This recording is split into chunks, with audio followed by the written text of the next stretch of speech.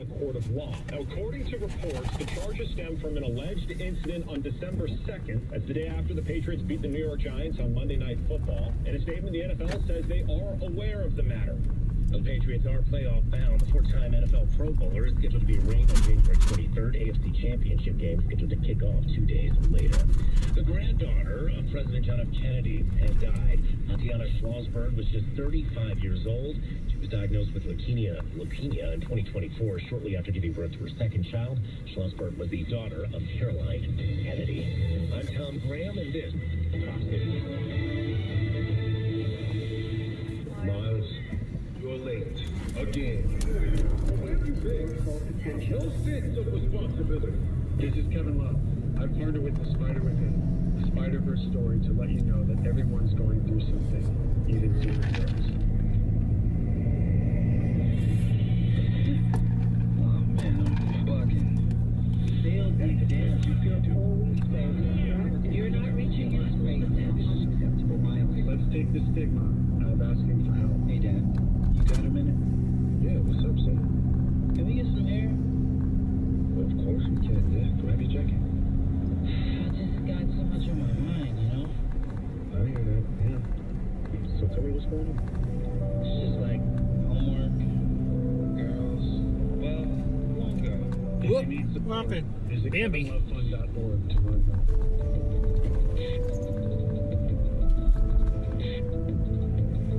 The following program does not necessarily reflect the views of KFEC Radio, Eagle Communications, listeners, sponsors, advertisers, or employees.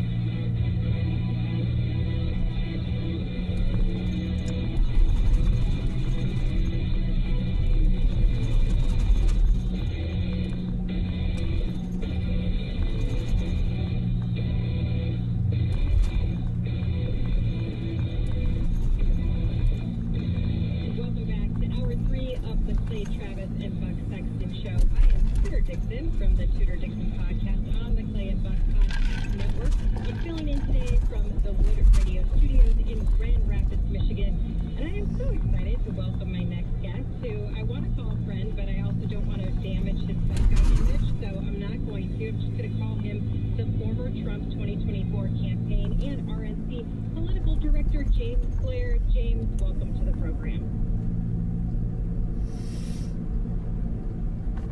James, do we have you? Okay, well, James, just so everybody knows, James actually worked with me here in Michigan on my political campaign. He won what I would say was a almost impossible race to win here in the state of Michigan with a candidate who was unknown. So I really appreciate what he did for me. So in the primary, we smoked the competition, and it was incredible to have James on my team. And now I know that James is out there every day fighting to make sure that we are on top of things with the midterms. So I want to talk to him about that. We've got him now. James, welcome to the program. Thanks for having me. Absolutely. So tell us what we should be expecting. We know that after Virginia and New Jersey and New York, everybody was saying Democrats are going to take the midterms. There's no question about it. Republicans are not focused on the high cost of living, but I think that's changing. Tell us your thoughts. Yeah, well, first, of course, that's not true. I mean, what's actually happened is the president and the Republicans have spent the year making a lot of progress in cleaning up the mess that Biden and the Democrats left us.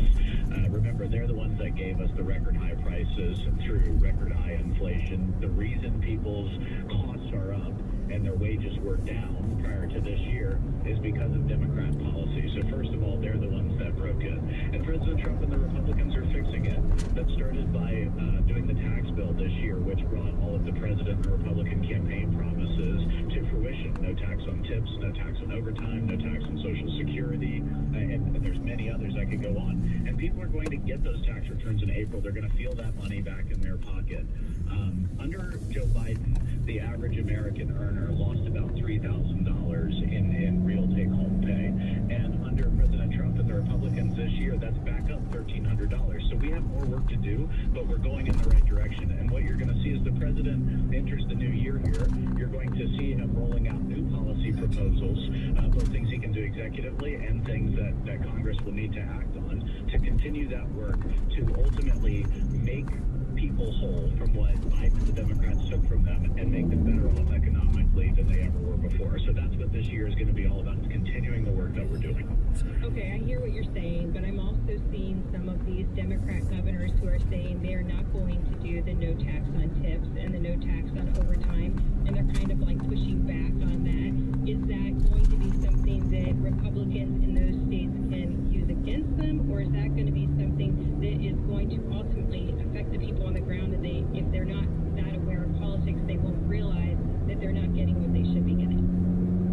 Yeah, I mean, I think that, some people may not realize it. I think it should be used politically against every Democrat governor that's doing that.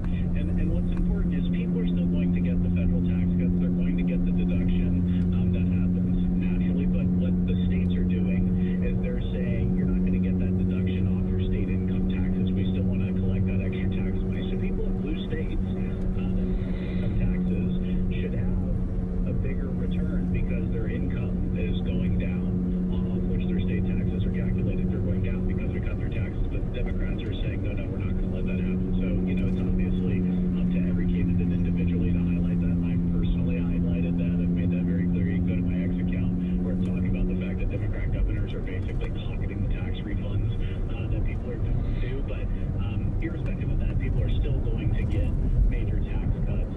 And I think that as people adjust their withholding here in January, they're going to see an immediate boost to their paychecks. And again, they're going to get all of last year, because these tax refunds, these tax cuts were retroactive to January 25, 2 years. So everybody who didn't know that last year, they're going to get all of that tax benefit up front here in April by the time they file their taxes. That's what we're hearing. We're hearing people are going to get big money back that they aren't expecting, and we expect that to be something that Republicans will be able to highlight in the midterms. But there is this historical trend of the midterm. It's flipping to the other side. We've already got Nancy Pelosi. We talked about Nancy earlier in the program. We've already got her saying that the Democrats are going to win. How do we buck that trend? How many seats do we really see in play here? Well, look, I think this is I think the map is constructed in a way. It's not like 2017. First of all, we're in a much better position than we were at the same time in 2017, whether you look at the generic ballot average or anything like that. I mean, substantially better off. This is not the same political environment as people are sort of comparing to. The House maps, just the way they exist now, I think it's going to be a narrow House majority either way. I don't think you're going to see, major swings sort of one way or another. The question is who controls it. The Republicans are in a very offensive position. We absolutely have all the tools to win. We have the map to win. We have to run good campaigns, and we have to create clear contrasts with the Democrats. And I think we have all the ingredients to do that.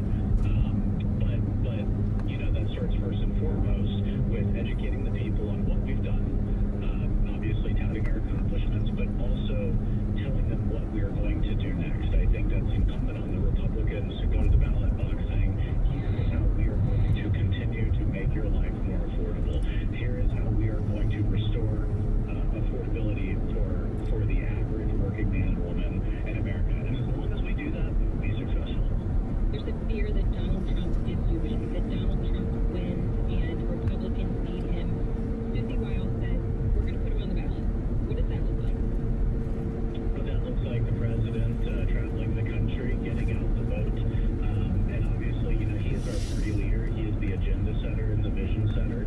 And that's what he is going to do, as I mentioned, rolling out new policies throughout the year. But then obviously just being a get out the vote machine where he's traveling. And he just went to a couple of target districts just before Christmas. He went up and visited Ron Bresnahan's district in Pennsylvania, and he also went down to Don Davis's district that the Democrat in North Carolina won. That'll be targeted for flipping. So he's already started that, and you're going to see a lot of that throughout the year, getting out the vote, what he does best. So we hear he's like never sleeping, and I saw that. I actually saw that right before Christmas he's out campaigning. Essentially, he's having rallies. He's telling the people what the United States government is doing for them, which is so critical because only he can do that. Only he has ever figured that out, and he definitely does not have the media on his side. But what is he real? Is it really true? I mean, can this man possibly never sleep?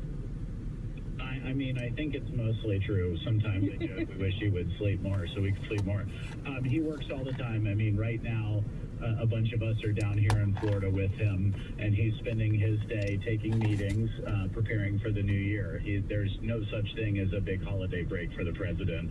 He's down here. He has us all working. I'm standing outside of his home here as we speak to you. So, yep, I can affirmatively say he's not sleeping. He's just working. Most importantly, do you miss the weather in Michigan? This time of year, no, but I love the summer weather up there. It is beautiful up here in Michigan. Okay, so we do see him taking these meetings. We see him doing great things. There have been some people that have said, "Oh, these meetings are meetings that are international meetings." We want to see these good things happening back at home. We had the Secretary of Commerce, Howard Lutnick, on at the beginning of the program, and he was talking about we are going to see lower prices on energy costs, on electricity in people's houses. Is that something that you expect to see before we actually have people going to the polls? Yeah, well, first of all, gas prices have come down a ton. We see that. And we are trying to do things to lower utility costs. I mean, you mentioned, is it something we're going to see? Yes, I think the answer is in some areas, yes. I mean, right now, so there's a natural gas pipeline that the Democrats in the Northeast and primarily the governor of New York have been blocking for a number of years. This pipeline project could be done in 6 to 9 months. And if they would just get out of the way, if they would get out of their crazy environmentalist thing and just allow us to build a pipeline which would like clean natural gas flow, the average Northeasterner's home utility bill would go down almost $3,000 a year. Like, these are solvable problems, but sometimes they're not totally within our control. In this case, the Democrats in New York have to get out of the way, and we're hopeful that we will ultimately bring that to a good conclusion. So there's stuff like that everywhere that we will be highlighting, but then at the macro level, I think you will see some utility prices come down. And on the trade deals, it's important. You talk about the international engagement, and the president says this too. As the president focuses what appears sometimes to be things abroad, but these trade deals, they are good for our domestic economics. Right now, the deficit is coming down because of the tariffs. It's down, I think, 40% year over year from the same period last year. And what that does is that drives down interest rates. That makes it more affordable for people to borrow money to buy a home, to buy a car. So we're bringing that money back. We just used some of that money to give relief to our farmers who have had a rough season here, all across the country. So the international things the president's doing is ultimately